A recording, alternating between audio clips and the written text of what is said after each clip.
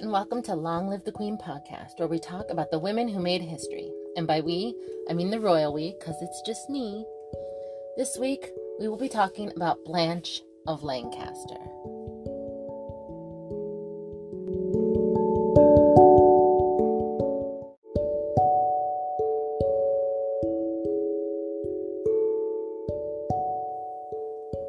I know last week I said I was going to cover Anne of Bohemia, but instead, we are covering Blanche of Lancaster. We're going to make a lateral move. We will get back to Anne of Bohemia, so for any of my Anne fans out there, we'll get there in a few weeks. But this week, Blanche of Lancaster, because she's important for the greater story, and it just didn't feel right to skip by her.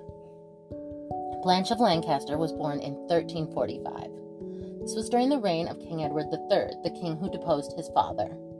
In fact, Blanche's entire life was during the reign of Edward III. He reigned for more than 50 years, and her life was completely encapsulated within this reign. Her father was Henry of Grosmont, Duke of Lancaster, meaning he was the second cousin of King Edward III. They shared a great-grandfather.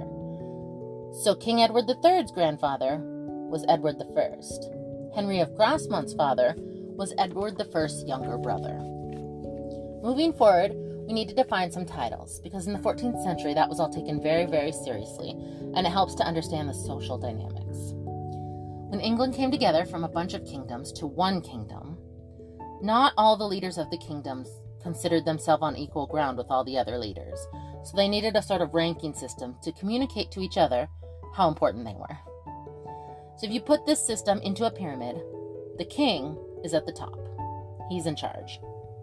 Next down would be the royal dukes, the senior royals. They would be the brothers of the king or the uncles of the king if they were the brother of the previous king, or any second, third, fourth, and so on sons of a king or future king. So if we put today's royal family into that model, we'd be talking about Prince Andrew, Prince Harry, Prince Louis, and now even we'd be talking about Princess Charlotte as a Grand Duchess, because Queen Elizabeth changed it for that generation to allow the girls to be on the same playing field as the boys.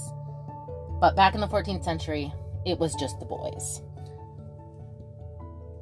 Moving down from there, we have the regular dukes. Well, obviously don't call themselves regular dukes, they call themselves dukes, but it distinguishes them from the royal dukes or the grand dukes.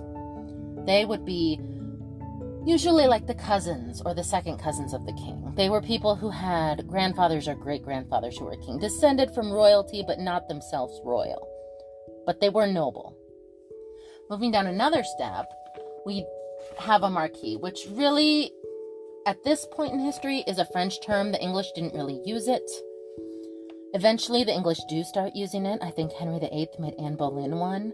But at this point, it won't come up much because the English didn't use that. It was just the French. Moving down another level would be the earls. Earls in England. In the rest of Europe, they're called counts. But earls and counts are essentially the same thing. They're the same level, respect-wise. Moving down yet again, we have the viscounts. And all viscount really means is not quite a count, not quite an earl.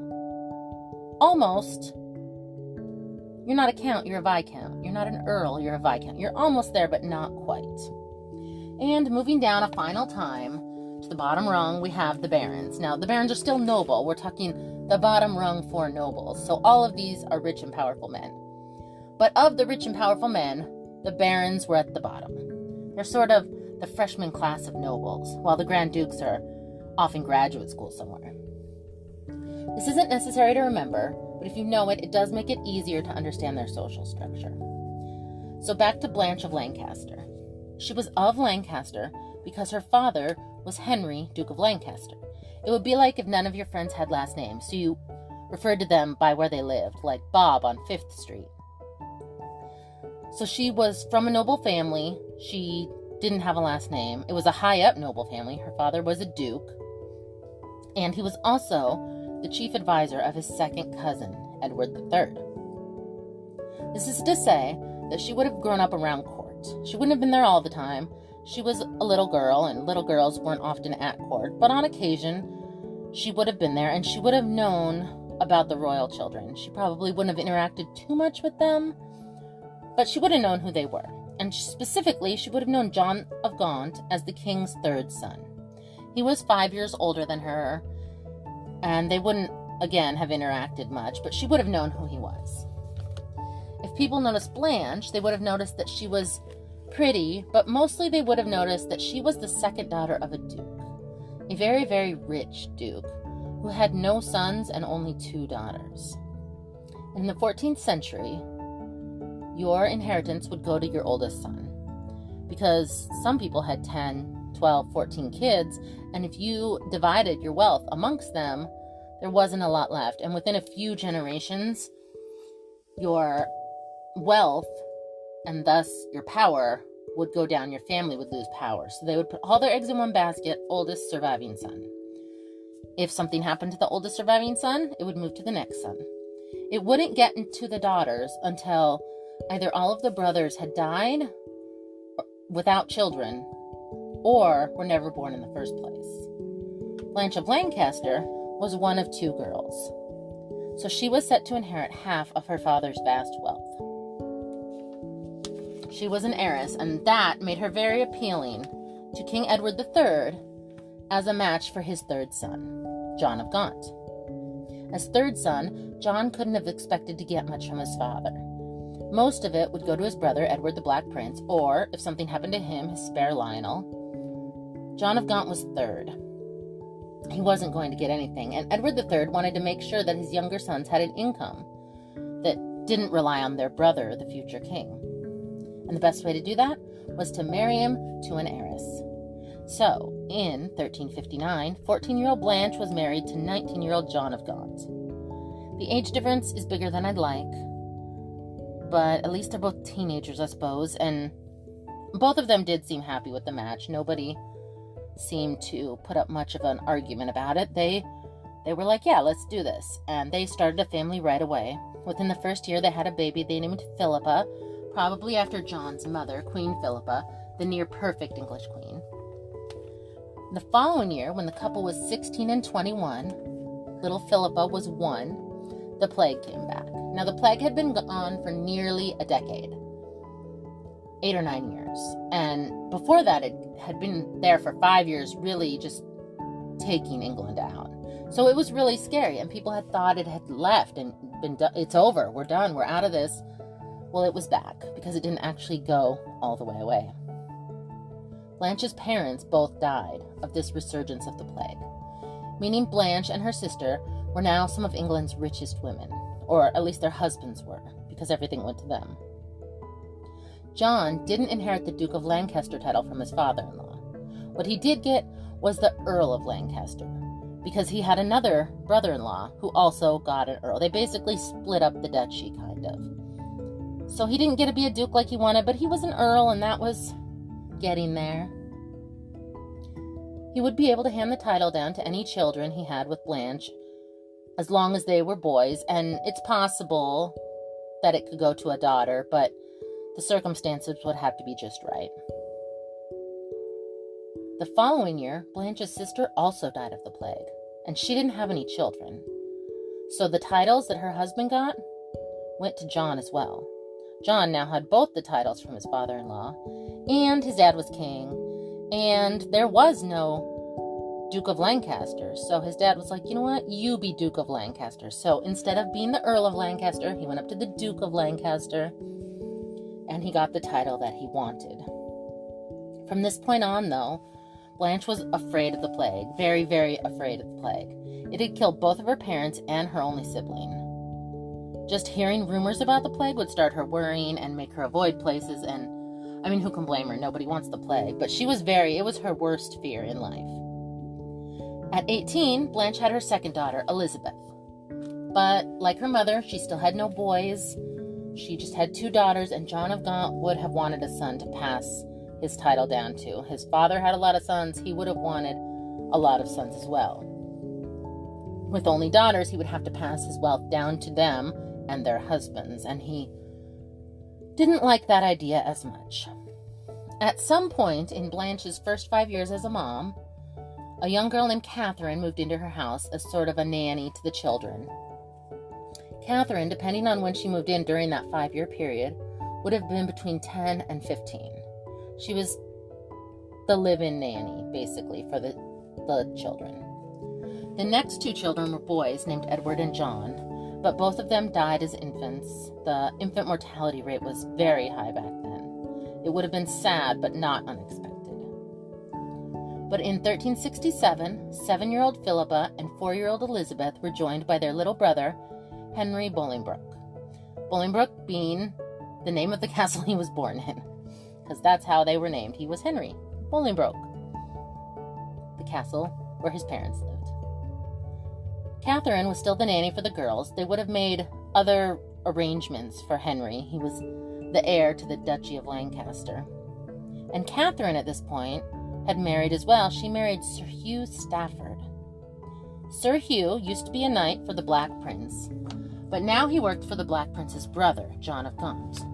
And that's how Catherine and Hugh met. It was very common back then to marry someone who worked in the same household as you, if you were not noble, because that's where you lived and worked, and if you married someone there, you could see them all the time. You could live together. Catherine's sister worked for Queen Philippa. Her name was also Philippa. So for the next little chunk, when we talk about Philippa, we're talking about Catherine's sister Philippa, who lived in the household of the Queen. She was a lady's maid, or a lady-in-waiting to the Queen, probably like a junior lady-in-waiting, because she was only about 10.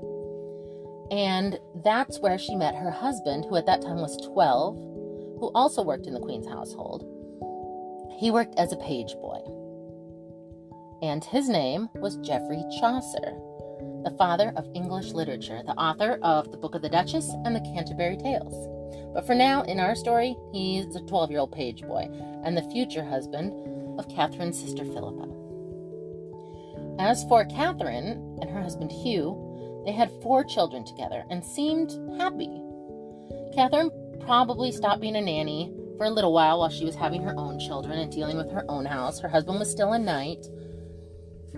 And in 1368, Blanche was pregnant for the 6th time, this time with a little girl. Unfortunately, Blanche then died. She could have died in childbirth. Her baby also didn't survive.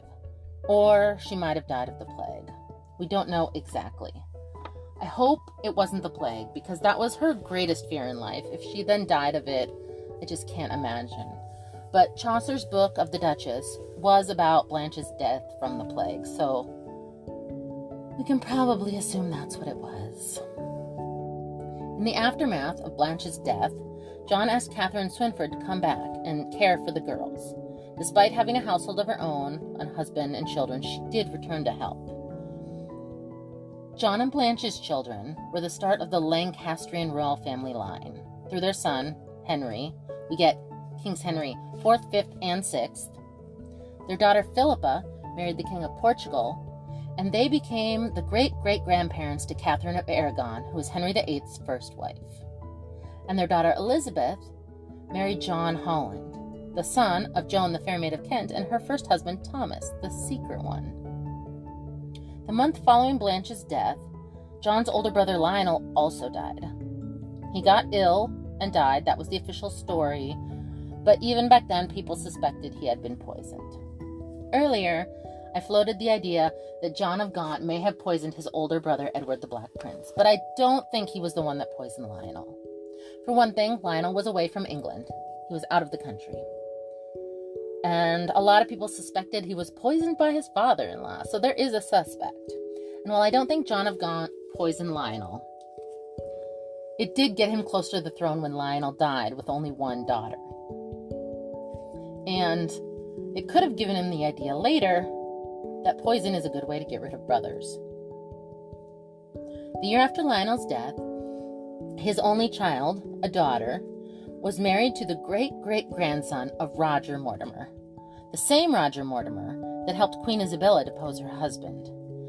As a woman, John wouldn't have seen his niece as a political threat, but her marrying into the Mortimer family, the same Mortimer family that deposed a king just a couple of generations ago, would have been seen as very threatening. And that is where we will leave it until next week. Blanche had a very short life, but Without her, the Lancastrian line doesn't start, and without her fortune, they certainly don't get as much power. What do you think? What we know about her, she probably would have been a pretty powerful woman if she had lived long enough to meet her potential. Unfortunately, she died at 23, so we'll never know what she would have been, but I can only imagine.